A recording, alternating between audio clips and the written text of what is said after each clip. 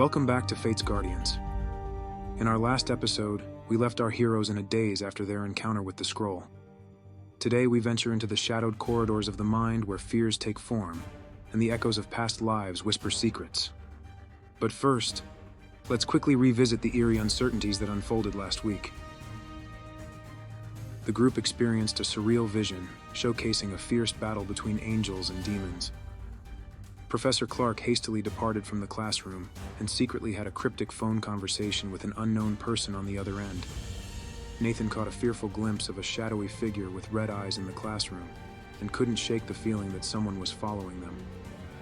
Our guardians are left with more questions than answers. As a whisper from the scroll settles over the world of Fate's Guardians, secrets long buried begin to stir. What lies behind the mysterious vision that was experienced by our heroes? Who was on the other end of Professor Clark's enigmatic phone call? And what are the true intentions behind his cryptic actions? And what of the cloaked figure lurking in the shadows? Today, in Episode 3, Echoes of the Forgotten, we dive deep into the psyche of one guardian. As night falls, haunting nightmares and visions start to plague him, revealing glimpses of his ancient past intertwined with the fate of the world. These night terrors will challenge our hero's grasp on reality, as he is forced to confront terrifying truths about himself. What secrets do these nightmares hold? Are they merely dreams or warnings of what is to come? Let's find out.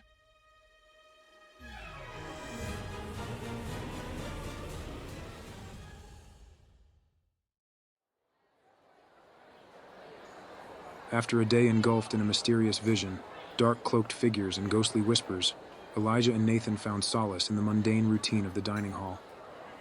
But even the clatter of dishes and the murmur of conversation can't drown out the echoes of the morning's eerie events.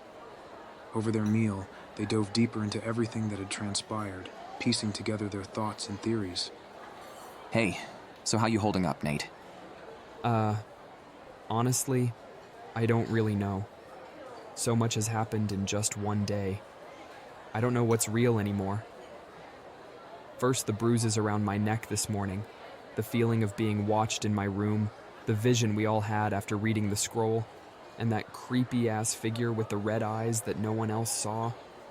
It's all just too much.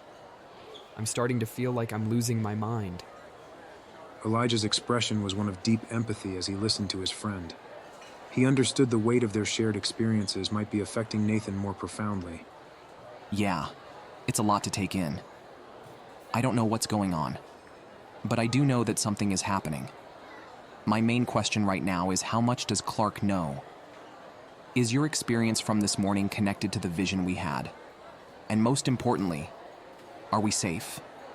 Their conversation ventured deeper into theories and speculations, each hypothesis weaving a complex web of potential truths and mysteries.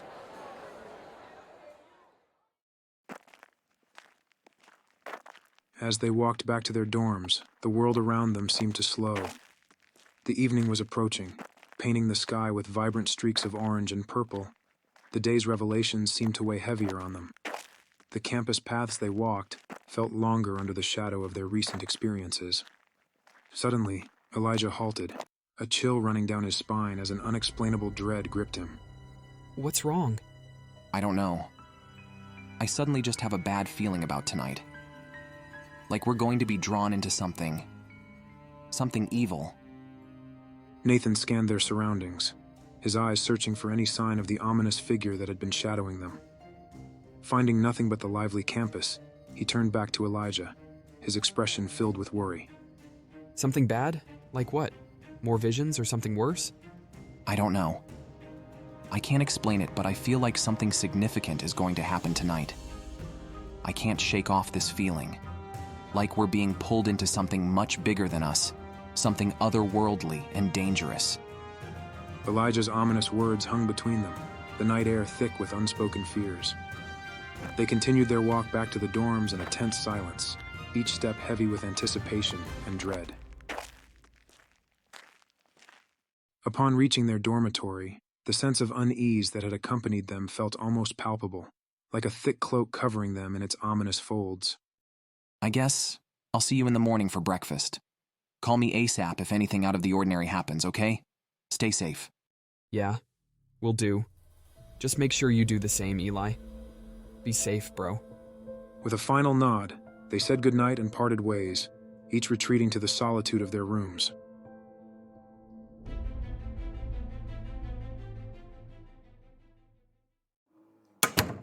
The quiet of Elijah's room felt like a sanctuary compared to the turmoil of his thoughts. The room was meticulously organized, each item in its place, reflecting Elijah's need for structure in a world that seemed increasingly unpredictable. The walls were adorned with posters of Marvel superheroes, astronomical images, and ancient maps. His desk was neatly arranged with books stacked in precise rows, alongside notebooks ready to be filled with neatly penned notes from his classes. The room's ambient lighting cast a soft glow, creating a calming atmosphere. Elijah's bed, with its crisply made sheets and plump pillows, invited a moment of respite. He flopped down, the bed giving a soft creak under his weight. He stared up at the ceiling. The distant noise of the campus nightlife seeped through his slightly ajar window, blending into the background as his mind churned with the day's revelations. What is going on? That vision, the battle between angels and demons, could that have been real? It must have been, since we all saw it, right? It looked real, felt real, and sounded real. It was almost like stepping into another world. As he lay there, the images from the vision replayed in his mind with unsettling clarity. The fierce clashes, the ethereal warriors, the overwhelming sense of an ancient conflict. He couldn't shake the feeling that what they had seen was more than just a collective hallucination induced by the scroll. And Nathan, those red eyes he saw, was that just a coincidence, or is it all connected? Are we being warned, or is something reaching out to us? The thought lingered, heavy and ominous. Elijah turned onto his side, fluffing his pillow, then propping his head up on it as he gazed out the open window. The night sky was clear, stars twinkling above like distant watchers. It felt as if the universe itself held its breath, waiting for them to uncover the secrets that had been set before them. We need to figure this out. Whatever's happening, it's bigger than us. Maybe even bigger than anything the world has ever known. With the burden of destiny pressing down on him, Elijah's thoughts slowly drifted as fatigue overcame his vigilance. The soft hum of his computer and the gentle rustling of the trees outside blended into a lullaby that finally lulled him into sleep. As he lay there tangled in his sheets, his body twisted and turned in a silent struggle against an invisible enemy. His forehead was damp with sweat, proof of the unseen battle raging within him. His dreams, once a sanctuary of peace and creativity, was now a theater of turbulence.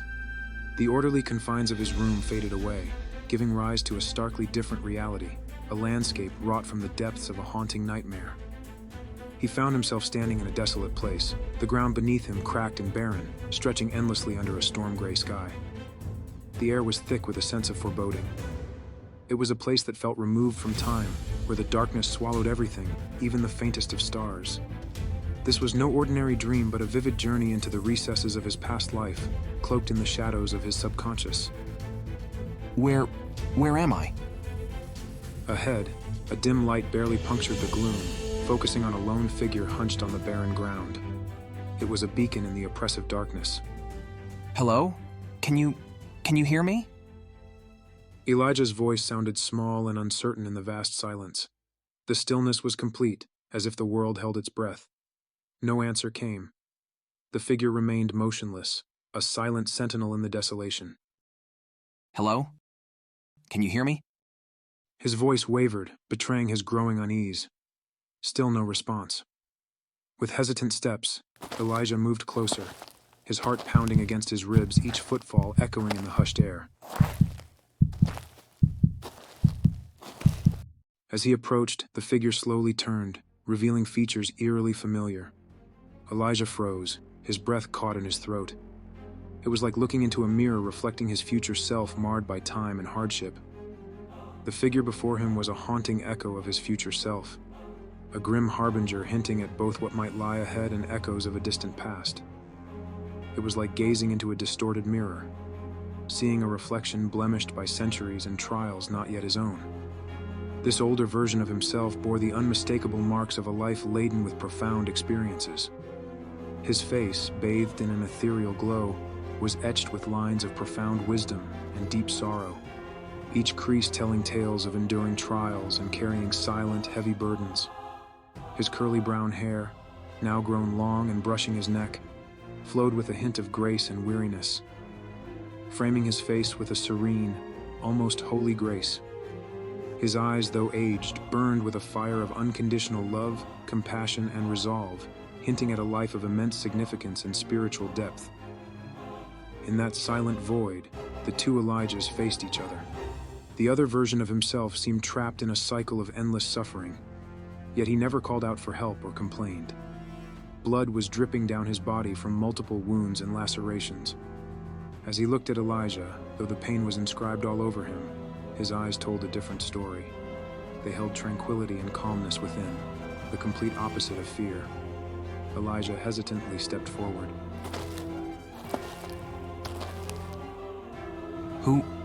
Who are you? Why do you look like me? No response came. The man simply smiled at Elijah, a gesture so serene it seemed to pierce the veil of the nightmare, casting a brief, tranquil light in the oppressive darkness. This smile, profound in its calm assurance, carried a mysterious depth as if harboring ancient secrets and silent understandings. It was a smile that, for a fleeting moment, offered a soothing comfort from the torment, hinting at a peace that lay beyond the grasp of the present unrest. Elijah hesitantly offered a smile in return. He attempted to ask who he was again, but before he could finish, the older version of himself dissolved into the shadows, leaving Elijah blanketed in a world of darkness so thick and consuming, it seemed to swallow every last glimmer of hope. Wait! Don't go! Please! Come back! Don't leave me here! Please! Elijah was suddenly caught in a storm of raw emotions. A thunderous vortex where anger, fear, hatred, and profound sorrow swirled violently around him. Like being dragged beneath the relentless waves of an unforgiving sea, he was overwhelmed by the force of his own feelings. He crumpled to his knees, overpowered by an invisible, yet oppressively palpable weight. He struggled to breathe, each breath a battle against the smothering tide of grief and despair that threatened to consume him whole. What's happening to me? Out of the corner of Elijah's eye, from the deepest shadows of this nightmarish realm, emerged another figure. However, this time, it was the embodiment of pure evil. Shrouded in darkness, the figure's face remained hidden, its form obscured by the cloak it wore, a fabric so dark it seemed to absorb the very light around it. With a deliberate, menacing grace, the figure glided towards Elijah, its presence an icy chill that seeped into his soul. Halting a couple of feet away, its ominous presence loomed over him. In a voice that was a frightening blend of malice and dark allure, cut through the silence like a blade, each word an omen of doom. I will give you the world if you bend the knee and swear your allegiance to me. Elijah, paralyzed by fear, looked at the cloaked figure trembling. He tried to run, but he couldn't move. No matter how hard he tried, his body wouldn't obey. Terror and helplessness flooded through him as the figure advanced, its laughter a sound of pure evil.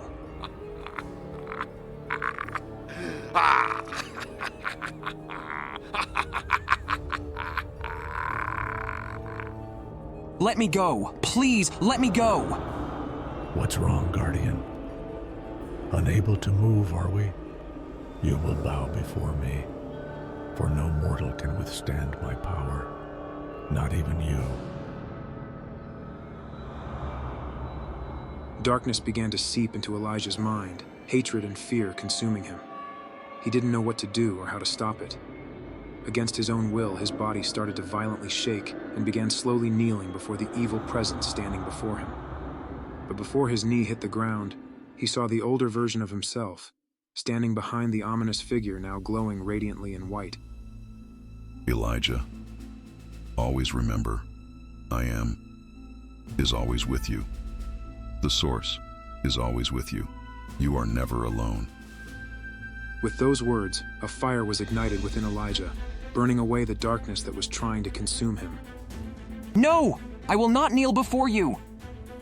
Elijah slowly began to rise back up. Courage now replaced the fear in his eyes. The ominous figure laughed again.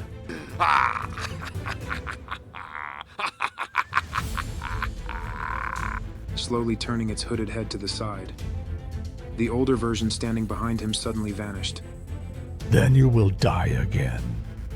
The words struck Elijah like a physical blow, and a sharp pain suddenly ripped through his side. He looked down in shock to see blood spreading across his shirt, the vivid red a stark reminder of the nightmare's intensity. Elijah gasped for air. The grip of the dream released Elijah abruptly, hurling him back into the reality of his dorm room. He awoke with a start, his heart racing wildly, each breath a sharp intake, as if he'd been running for miles. The room was dim, and the only light was a pale glow from the moon spilling through the window. The night's cold sweat clung to his skin, a chilling reminder of the nightmare's intensity.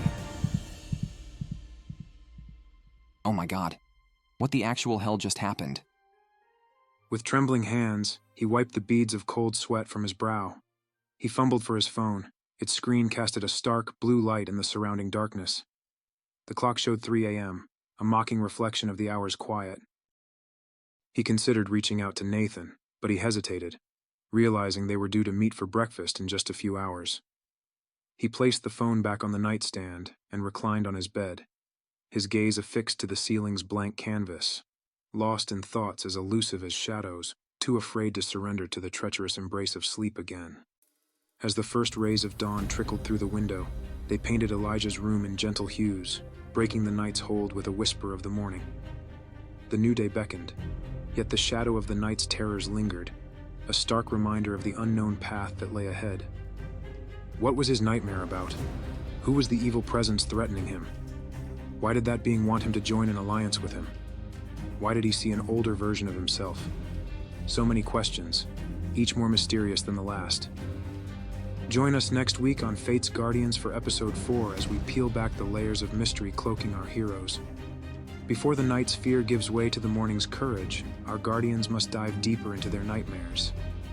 What dark truths will the other guardians' nightmares reveal?